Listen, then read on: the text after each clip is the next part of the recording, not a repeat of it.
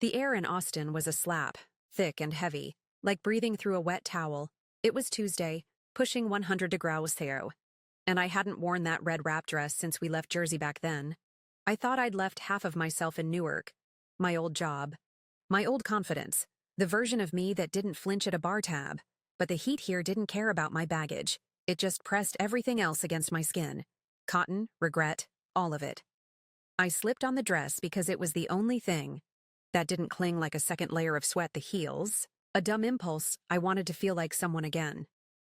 Jake was out front, hauling trash bags to the curb, his phone wedged against his ear, talking to his business partner about some deal that was already circling the drain. He was smoking again. Marlboros. The ones he swore he'd quit. The porch creaked under him, and I could hear his voice, sharp, frustrated, cutting through the hum of cicadas. He didn't even glance at me when I stepped outside. The dress, catching a flicker of sunlight, just kept pacing, muttering about margins and loans. I stood there for a second, heels clicking on the concrete, feeling like a ghost in my own life. We were renting this place, a squat, beige house with a sagging fence and a backyard that smelled like burnt grass. After the business tanked, we couldn't afford anything else. Jake's big idea, a craft brewery startup, had sounded sexy in Jersey. Now it was just a pile of debt and a garage full of unsold kegs. I didn't miss the money as much as I missed the way he used to look at me, like I was part of the plan. I was wiping down the kitchen counter, the dress already sticking to my thighs, when I heard a car pull up. Jake shouted from the porch, "Tyler's here!" Like I was supposed to roll out a red carpet. Tyler, his nephew, 24, son of Jake's stepsister. He was crashing with us for a bit, some internship at Tesla. I hadn't seen him since he was a kid, all braces and bad haircuts. I didn't think much of, just another body in the house, another mouth to feed. The front door swung open, and there he was, taller than I expected, lean, with a backpack slung over one shoulder and a grin that didn't quite match the rest of him. "Hey, Aunt Liv," he said, and I laughed, because nobody calls me that. His eyes lingered, though, tracing the red dress like it was a question he didn't know how to ask. Not creepy, just intentional, like he saw me, not the wife, not the failure, but me. My stomach twisted, and not in a good way. It was like stepping on a crack in the sidewalk you didn't see coming. Jake clapped him on the shoulder, already halfway back to his phone call. "Make yourself at home, kid." Tyler dropped his bag by the couch, still looking at me, and I turned back to the counter, scrubbing a spot that was already clean. The heat pressed harder, and I didn't know if it was the weather or something else entirely. Morning came too fast, the sun slicing through the blinds like it had a grudge. I woke up to the hum of the AC, struggling to keep up, my mouth dry and my head heavy from the heat that never really left. Jake was already gone, probably at some coffee shop, pitching another pipe dream to his partner. The house was quiet, except for the faint splash of water outside. I pulled on a tank top and shorts, grabbed a pitcher of lemonade from the fridge, and stepped out to the backyard. Tyler was sprawled on my favorite lounge chair by the pool, shirtless, skin already bronzing under the Texas sun. He was flipping through some dog-eared book about marketing, the kind of thing that screams, "I'm trying to sound smart." The pool shimmered, a rare perk of this rental, but it felt more like a tease than a relief.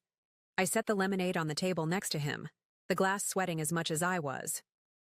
"Thought you might be thirsty," I said, keeping it light. He looked up, squinting, and grinned. "Thanks, Liv." Not Aunt Liv this time. His voice was easy, but his eyes did that thing again, lingered like he was reading something I didn't mean to show. "You always this nice to house guests?" I shrugged, sitting on the edge of the other chair. "Only the ones who don't eat all my snacks." It was a dumb joke, but he laughed, and for a second, it felt normal.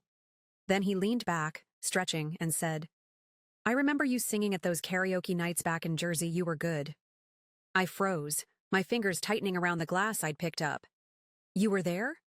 I didn't remember him at all, just a blur of dive bars and bad renditions of Fleetwood Mac. Nodded, like it was no big deal, but the air shifted. There was a pause, not awkward, but heavy, like we both knew we were stepping into something we shouldn't. My phone buzzed on the table, saving me a text from Chris, an old co-worker from Jersey. "Saw you moved. miss our coffee breaks. I smiled, a reflex, but before I could grab the phone, Tyler picked it up, glancing at the screen as he handed it over. His fingers brushed mine, and his eyes flicked to the message. He didn't say anything, just held my gaze a beat too long before looking back at his book. My chest tightened. It wasn't guilt. Not yet. Just the feeling of being seen in a way I wasn't used to. "Old friend?" he asked casual, but there was an edge to it, like he was testing the water. "Yeah," I said, pocketing the phone. "Just catching up." I stood, suddenly aware of how close we were, the pool reflecting slivers of light across his skin. "I've got stuff to do. Enjoy the sun." He nodded, but as I walked back to the house, I felt his eyes on me. The lemonade sat untouched, sweating in the heat, and I realized I hadn't taken a single sip either. The bar was a dive, all sticky tables and neon signs buzzing like they were on their last legs. It was the first time in months Jake had suggested going out, and I clung to the idea like it might stitch us back together. I wore jeans and a black top, nothing flashy, but I caught myself checking the mirror twice before we left. Tyler came along, sitting in the back seat of Jake's truck, scrolling through his phone. The air felt charged, like a storm was coming, though the sky was clear. Inside, Jake ordered a pitcher of cheap beer, already talking too loud about taxes and how the government was screwing small businesses. The barman, a guy with a beard like a bird's nest, nodded along, but you could tell he was just humoring him. I sipped my beer, warm and flat, trying to look engaged. "You don't get it, Liv," Jake said, turning. To me, his eyes glassy. "You're not out there fighting for this, you just sit at home."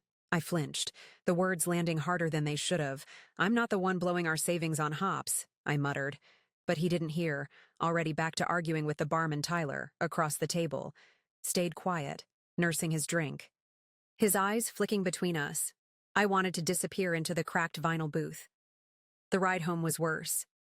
Jake, too drunk to drive, passed out in the passenger seat, his head lolling against the window. I took the wheel. The truck's AC rattling like it was about to quit. Tyler slid into the front, messing with the radio until Al Vase came on. All jangly guitars and wistful vibes. The music filled the silence, but it didn't help. "You okay?" he asked, voice low like he didn't want to wake Jake. I gripped the steering wheel, eyes on the road. "Fine." He didn't push, but after a minute he said, "You look lonely, even with him right there." It wasn't an accusation, just a fact, and it cut deeper than Jake's rant. I didn't answer, just turned up the music, letting the melody drown out the truth. Back home, Jake stumbled to bed, muttering about invoices, lingered in the kitchen, scrolling through my phone, and before I could stop myself, I sent Tyler a meme, a stupid one about Texas heat. He replied almost instantly, "Accurate night. Live no flirt, no push, just enough to keep me wondering." I deleted the chat, my thumb hovering over his name, and went to bed, the hum of Alves still looping in my head. The next day, I caught myself checking my phone too often, waiting for a notification that didn't come. Tyler was out by the pool again, reading, acting like nothing had happened. But every time I passed a mirror, I saw it. A spark I hadn't noticed before, dangerous and alive, flickering in the heat. Saturday morning hit like a fever. The kitchen already warm by 7 a.m. I woke up before the house stirred. My head fuzzy from a dream I couldn't quite grab onto. Jake was snoring, sprawled across the bed, and I needed something to do, something normal. So I decided to make pancakes. Dumb, maybe. But it felt like a way to anchor myself, to prove I could still pull off something simple. The batter was lumpy, and I forgot the baking powder, but I kept going, flipping them on a skillet that hadn't been seasoned in years. The first batch burned, filling the kitchen with a sharp, acrid smell. I cursed under my breath, scraping charred bits into the sink. Footsteps came down the stairs, and Tyler appeared, hair mussed, wearing a faded Tesla tee. "Smells like victory," he said, smirking as he leaned against the counter. Before I could snap back, he grabbed the skillet handle, bare-handed, like an idiot, and yelped, dropping it into the sink with a clatter. "Shit!" he laughed, shaking his hand, and I couldn't help but laugh too, the tension in my chest loosening for the first time all week. "Sorry," I said, still giggling, tossing him a dish towel. I'm a mess in here. Nah, you're fine, he said, his voice softer now, his eyes catching mine. He stepped closer, reaching for the spatula, and for a second, we were just two people joking over a ruined breakfast. Then he moved behind me.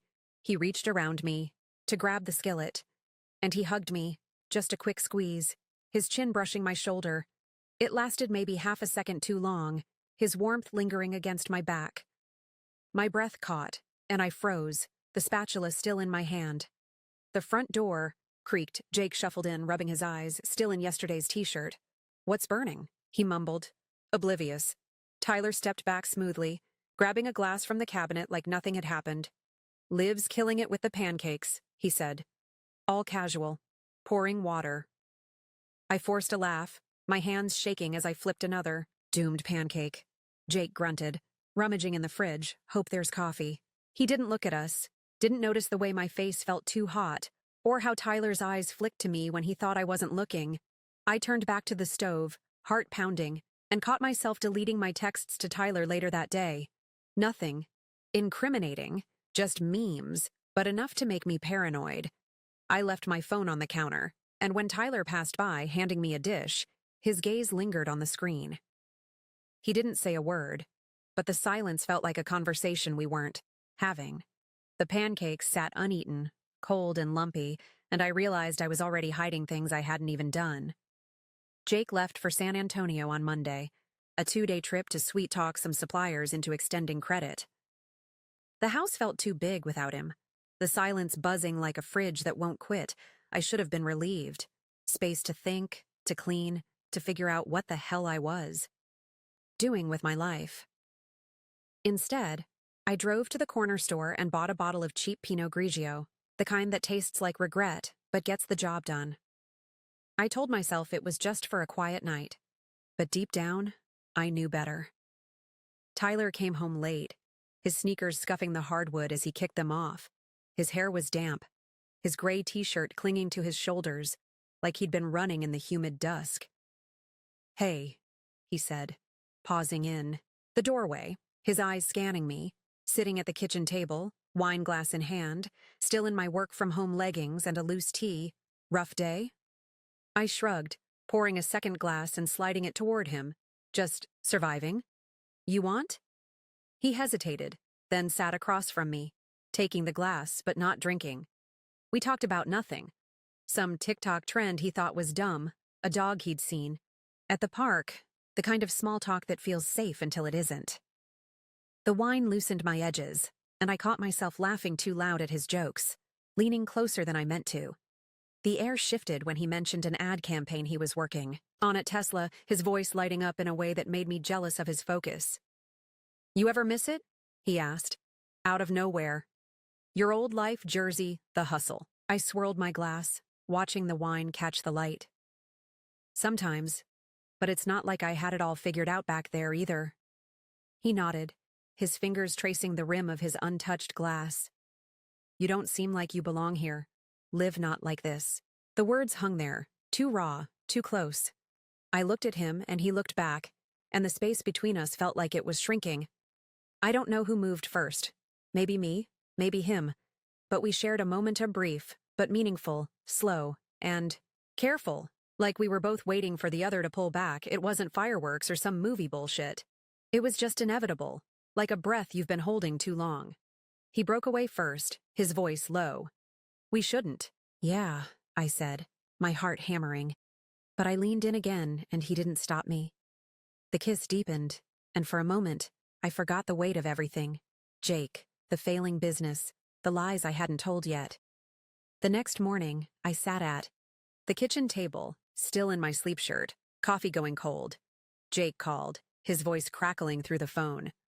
How's it going? He asked, like he was checking on a houseplant. All good, I lied, my voice steady, quiet. I hung up, staring at the empty wine bottle, and realized I didn't feel guilty. Not yet, but I knew I'd just crossed a line I couldn't uncross, and the worst part was, I wasn't sure I wanted to. The house felt like a stranger's after that night. Tyler started slipping out before breakfast, his keys jingling as he left for Tesla or wherever he went to avoid me. He'd come back late, after I'd already eaten, his footsteps quiet like he didn't want to disturb the air. I didn't push him, didn't text. But I felt the distance like a bruise. I wandered the house, restless, picking up dishes, folding laundry, anything to keep my hands busy.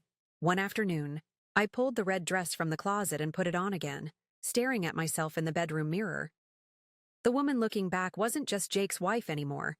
She was someone who'd kissed her husband's nephew and hadn't crumbled. It scared me how much I liked her. Jake was back from San Antonio, but he was different, quieter, his eyes darting to me over dinner like he was trying to solve a puzzle. I didn't know about the letter yet, the anonymous one that landed in his inbox. Keep an eye on your wife. He didn't bring it up, just chewed his chicken and talked about supplier contracts like nothing was wrong. But I caught him watching me when he thought I wasn't looking, his jaw tight, and it made my skin prickle. You been busy lately? He asked one night, out of the blue, as we cleared the table. His voice was casual, but there was a hook in it, like he was fishing for something. I didn't miss a beat, stacking plates in the sink.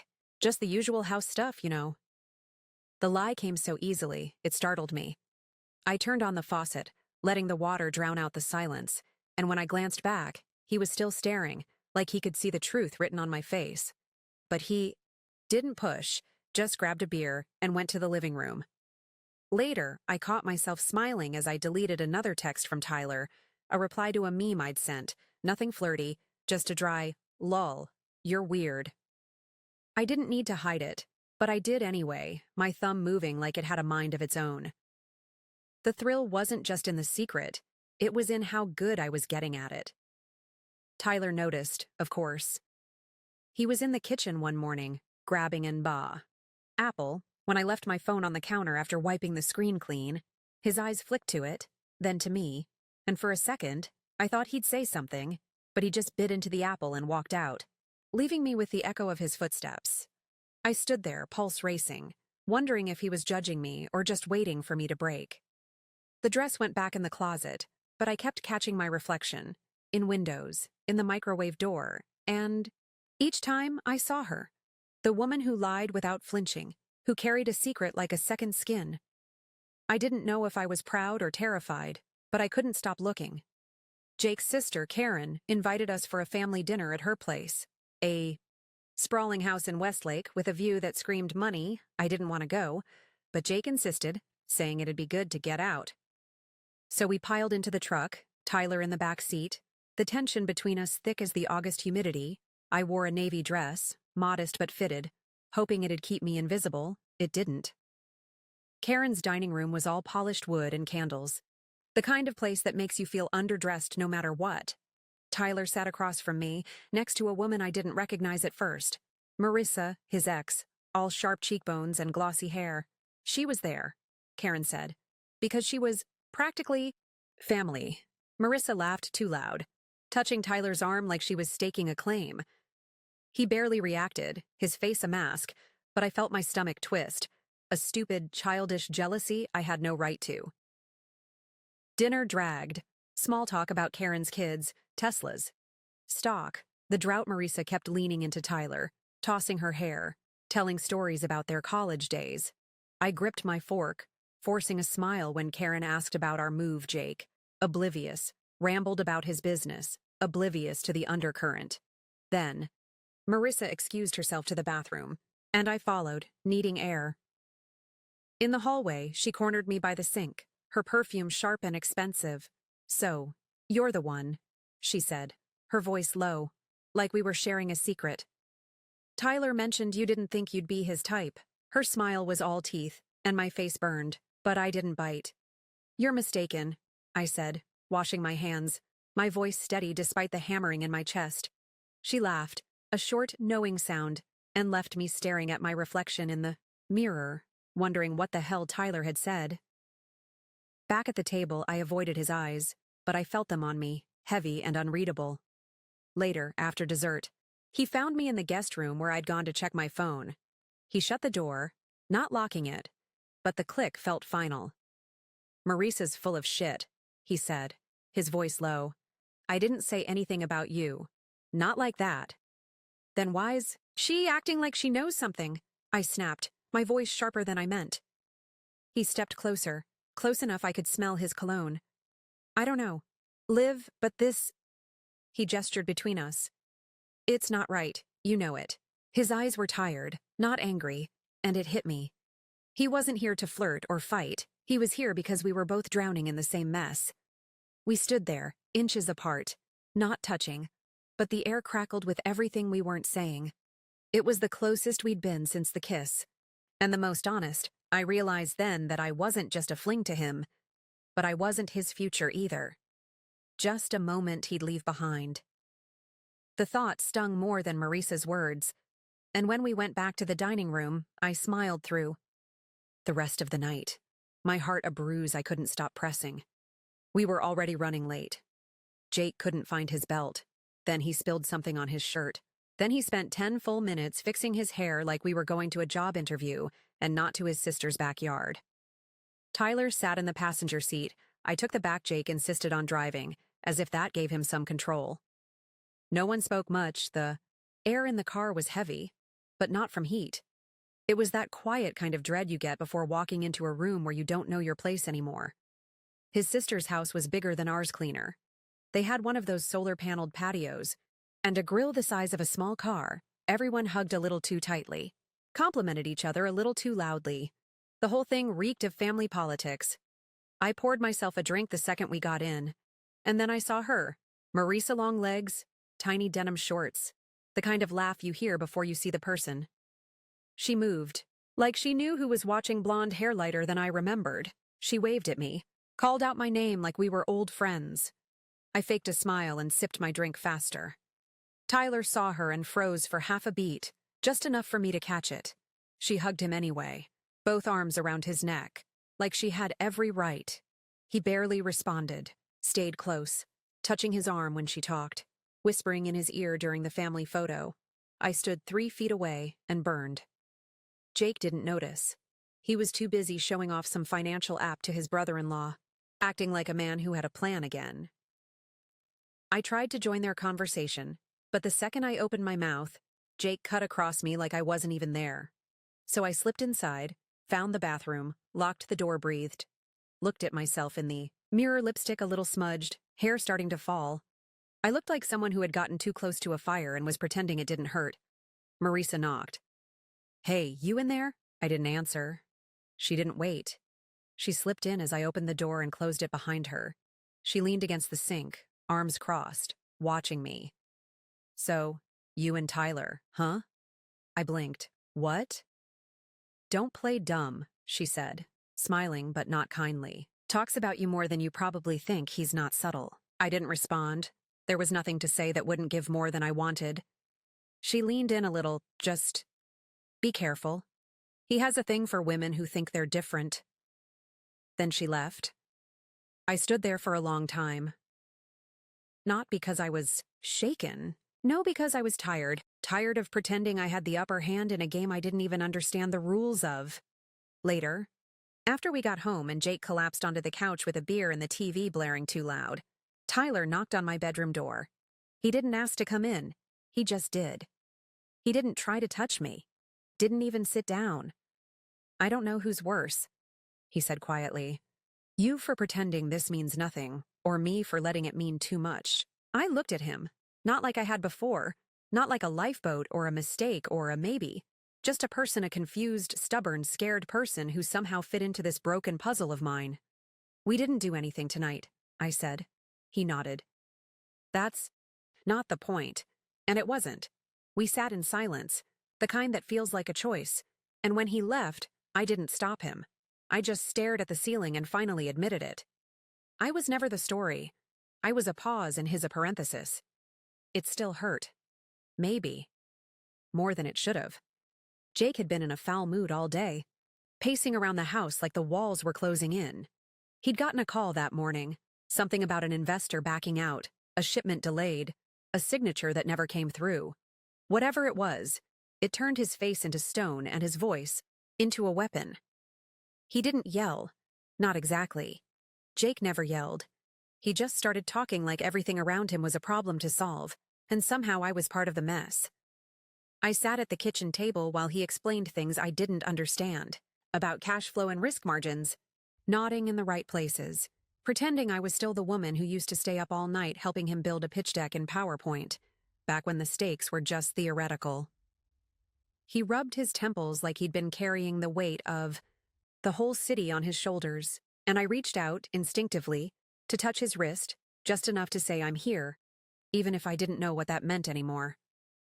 He looked up at me then, really looked, for the first time in what felt like weeks. His face softened just slightly, like maybe he was about to say something real. And then, without a word, he leaned over and kissed me. It wasn't dramatic. No fireworks, no breathless tension. Just a slow, tired kiss that tasted more like apology than desire.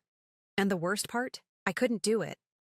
My body froze, something inside recoiled, and I pulled away before I even realized I was doing it. Jake didn't ask why. He didn't raise his voice. He just sat back in his chair, stared at me for a long moment like he was trying to remember who I used to be, and said nothing. That night, after he went to bed, I wandered into the guest room and lay on the unmade bed where Tyler had been sleeping. The room still smelled like his deodorant, some minty, overconfident scent, and I found myself staring at the ceiling, half expecting him to walk through the door like nothing had happened, but he didn't. The next morning, the silence was different. Sharper. Jake barely acknowledged me as he made coffee. He left his phone on the counter while he showered, something he never did. And I just knew. I picked it up without thinking. Opened the messages. My name wasn't there, but the absence of it was almost louder than a confession. That night, when I went to bed early and left him with the television humming in the background, I heard the buzz of my phone this time. I looked down, already hoping for something I shouldn't. There was no name on the screen, just a local number. No contact saved. I opened the message expecting something stupid or maybe another meme, but it was a photo of a vintage postcard, yellowed around the edges, a black and white image of an antique store with the words, "You lie beautifully." No punctuation, no signature. I stared at it for minutes, long after the screen went dark again. I didn't respond. 2 days passed before Jake said anything about it. He didn't bring up the message. He didn't mention Tyler. He didn't ask a question or raise an eyebrow. He just sat across from me at lunch, picked at his food like it was someone else's problem, and said, like he was commenting on the weather, "Something's off with you lately. You spending your time on something I should know about?" I looked up, met his eyes, and lied so smoothly it didn't even register as a choice. Just tired, that's all. He nodded slowly, like he believed me or wanted to. And that was the moment I realized I was getting good at it. Not just the lying, but the feeling fine about it, and that terrified me more than anything else. Jake came back from work that day early, which was already a red flag. He never came home early unless something broke. He walked in with that quiet kind of fury you can feel before you hear it. The way his keys hit the counter, the deliberate steps, the silence that fills a room like smoke. I was at the sink, rinsing out a glass. The water kept running even after I saw his face. He didn't circle around it, didn't ask loaded questions. He just stood there, arms crossed, and said in a voice that didn't shake, "Was there something between you two?" I could have lied. I had the lie ready. It sat in my mouth, bitter and perfect, but I didn't use it. I didn't flinch, didn't blink. I just looked at him and said, "It was now TMT what it looked like." The word dropped between us like a lead pipe. Jake's face didn't change right away, and that scared me more than if he'd yelled. He didn't shout or throw anything. He didn't pace. He just stood there for a long time, his jaw tight, eyes slightly narrowed, like he was looking at someone he didn't recognize. When he finally spoke, his voice was hoarse. "You ruined everything," and for some reason I laughed. Not loudly, just a small, sharp exhale I couldn't stop. Because the truth was, everything had already been ruined. We'd just been too polite to say it out loud. He didn't laugh with me. He just walked out of the kitchen, pulled out his phone, and 30 minutes later, Tyler was packing. No shouting. No drama, just quiet coordination, like moving furniture before a storm. Tyler didn't say much while he stuffed his duffel bag. Jake didn't help. He didn't even look at him. I sat on the edge of the couch, watching Tyler fold a pair of jeans that didn't belong to this house, didn't belong to me, and I hated how calm it all felt. When he finished, Tyler walked over, eyes locked on mine, and said quietly, "I wish I hadn't walked into the kitchen that Saturday." I nodded, throat tight, me too. And that was it. No hugs, no last kiss, no cinematic goodbye. Just a closing door and the low hum of Jake turning the TV back on like it was any other night. He slept on the couch. Not just that night, every night after. We didn't talk about divorce. We didn't talk much at all. We started texting each other for practical things, groceries, bills. That appointment with the landlord conversations boiled down to logistics. He didn't yell, didn't accuse. He just started acting like a roommate who owed me nothing. Once, I passed him in the hallway and he flinched, like maybe he expected me to say something that would pull us both back to before. And when I didn't, I think he gave up entirely. The silence stopped being temporary. It settled in. And I didn't miss the fighting. I missed being seen. I missed the parts of myself I'd slowly handed off, piece by piece, until there was nothing left to even defend. But, most of all, I missed the version of me that hadn't yet become a liar. The letter came folded in half, slipped through the mailbox like a flyer nobody asked for. No return address, just my name in tight, slanted handwriting I recognized even before. I opened it. It was from his mother. "You broke him," it said. No greeting, no sign-off. "You broke my son." I sat on the porch in the early evening heat, the kind that settles into your spine and makes everything feel heavier. The cicadas were loud. The neighborhood was still. I read the letter twice, then folded it back up like it might disappear if I closed it carefully enough. I didn't cry. I didn't even feel much, just this dull, familiar buzzing behind my ribs, like white noise. Like holding something fragile you already know is broken. Inside the house, Jake was asleep on the couch again, curled, under the same gray throw he'd used all summer. He barely looked at me anymore. Not in anger. Something quieter, detachment. Maybe. Like we were both waiting for a signal that never came. The days blurred. I stopped cooking. I started skipping showers. I began drinking just enough to take the edge off the silence. One glass of wine turned into 2, then 3. I told myself it was fine. The house was clean, the bills were paid, I wasn't doing anything wrong, just surviving. That's what I called it, survival. Work didn't call back. I sent out applications I didn't believe in, reworded resumes I'd written a dozen times already. Nobody needed a woman in her 30s with a communications degree and a 6-year gap in marketing. Not in this heat. Not in this city. Sometimes I'd find myself standing in front of the mirror, wearing that red wrap dress again, the one from the first day Tyler arrived. I'd stare at my reflection, tilt my head slightly. It still fit, but something was off. The woman wearing it looked tired in a way makeup couldn't fix. The house felt like a museum. Ours, but not. Every photo on the wall became an exhibit. The beach trip, Jake's first pitch event, my birthday in Montauk, smiling. Into a camera held by someone who'd probably already sensed something was missing. The frames gathered dust. I didn't bother wiping them down. Then one night, when the wine was gone and the silence felt louder than ever, I picked up my phone. Typed his name, just his first. I let it ring. He didn't answer. But 2 minutes later, I got a text. "You made your choice, let it stay honest." That was it. No punctuation. No warmth, just a full stop in lowercase. I didn't respond. Jake didn't ask about the call. He never looked up. I don't know if he heard the ring or just stopped caring whether he did. We were both ghosts by then, sharing walls, sharing time, but not a life. And the worst part? I wasn't even surprised anymore. I moved out on a Tuesday. No fight, no announcement, just boxes in the back of a borrowed truck. The kind that rattles when it idles and smells faintly like someone's old dog. Jake wasn't home, probably at the co-working space downtown he still pretended was a real office. I didn't leave a note, just the key on the counter and a pile of mail I'd been meaning to sort for weeks. The new place was a studio on the east side, right behind a taco joint that never closed, and always smelled like burnt oil. It had a crooked ceiling fan, a fridge that hummed too loud, and exactly one window with a view of someone else's rusted trampoline. There were roaches. The bathroom light flickered when I turned on the microwave, but it was mine. The first night there, I sat on the floor with a bottle of gas station wine and a half-wilted grocery store sandwich I'd bought a scratch-off ticket on the way home. Just one. I didn't win anything. A few days later, I found a job nothing impressive.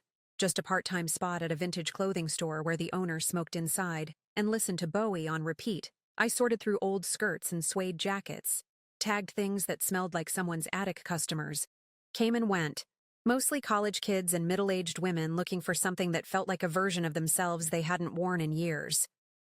One afternoon, while unpacking a box of donated clothes, I found a scarf I was sure I'd owned. Once not the same pattern exactly, but close enough to make my stomach twist. I held it for too long before putting it on the rack. Then, like clockwork, the postcard came. No return address, no real message, just an image of rainy sidewalks in Manhattan and the words, in the same tight handwriting I'd recognize in a crowd. "It's raining here sometimes, I think about you." Nothing else. I didn't read the back, didn't flip it over to check for a date or a scribbled note. I dropped it straight into the trash behind the counter, between a broken hanger and an empty iced coffee cup. I didn't cry. That night, back in my studio, I saw Jake's face on the news, just a flash on the TV above the bar across the street. No sound, just closed captions and a photo of him smiling too hard in front of some investors. The ticker said something about a buyout. His company got picked up. Big deal.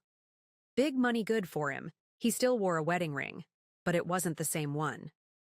I watched for a few more seconds, then went back to my wine, which wasn't even cold anymore. I lifted the glass, raised it in the direction of the window, and whispered to nobody. To the lie that turned true, and drank. No music swelled.